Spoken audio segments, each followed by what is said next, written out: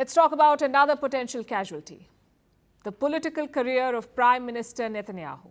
His prospects look dire and history does not help.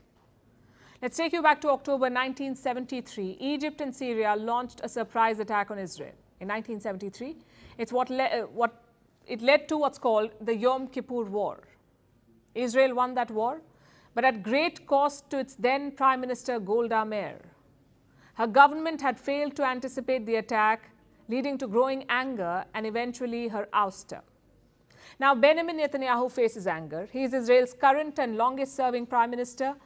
He has built the image of Mr. Security, and he keeps Israel safe and helps it grow. That's his pitch. But now this attack happened on his watch, and polls say he's in trouble. Only 21% of Israelis want Netanyahu to stay in power. Our next report tells you more.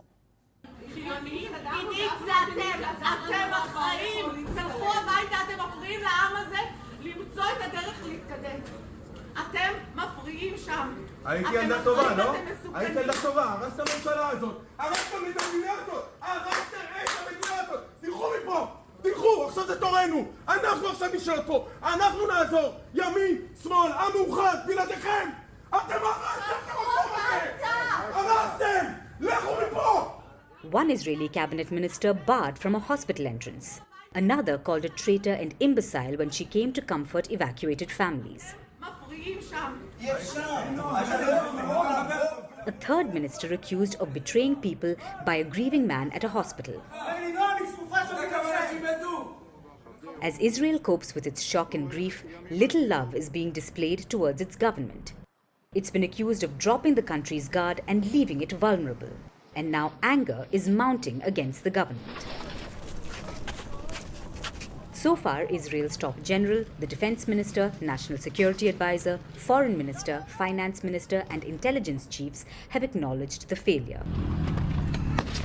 These are all statements of personal accountability. Officials agree that they failed to anticipate and prevent what has become the worst attack on civilians in Israel's history. But what about Prime Minister Benjamin Netanyahu? Well, he's made no such statement so far, and it seems unlikely that he will. Military commando turned Prime Minister. Netanyahu is Israel's longest-serving PM, and also among its most controversial. The country has been battling polarization over Bibi's judicial overhaul drive.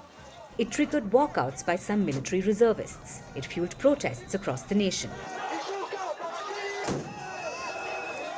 We are standing here and protesting here for the last 38 weeks, calling Prime Minister Netanyahu to stop what he's doing. I'm here because we don't want Bibi and his fellow crooks destroying democracy in Israel. Netanyahu's ratings dropped to 27% in opinion polls, but Bibi remained defiant. While he was falling in the popularity charts, he prided himself on promoting economic growth. He's been credited with presiding over a sustained period of economic growth where the high-tech industry grew tremendously. But when the October 7th attack struck Israel, both security and economy took a hit. And the fallout will affect Israel for years to come. And now it seems like a day of judgment looms for Bibi. Polls show that he's in trouble. Only 21% of Israelis want Netanyahu to remain Prime Minister. If elections were to be held today, his party would lose a third of its seats. But the thing is, Israelis don't want a ballot. The left offers no answers. The center is too pragmatic. For them, the right remains the right answer. So Israelis want action from their Prime Minister. So far, he's been busy with the top brass from the world over. He's won vocal Western support. He has visited the conflict zone once. He has limited encounters with media and public. He took a week before meeting relatives of those held hostage by Hamas. It took him 5 days to form an emergency government. But none of it has done much to ease public fury. Is this the end of the road for Bibi? Well, that's difficult to say, because Netanyahu has had a record-long career of political comebacks.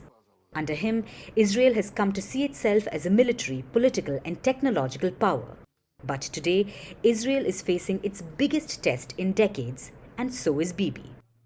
How this war pans out will determine not just Israel's fate, but also that of the man who's leading the charge.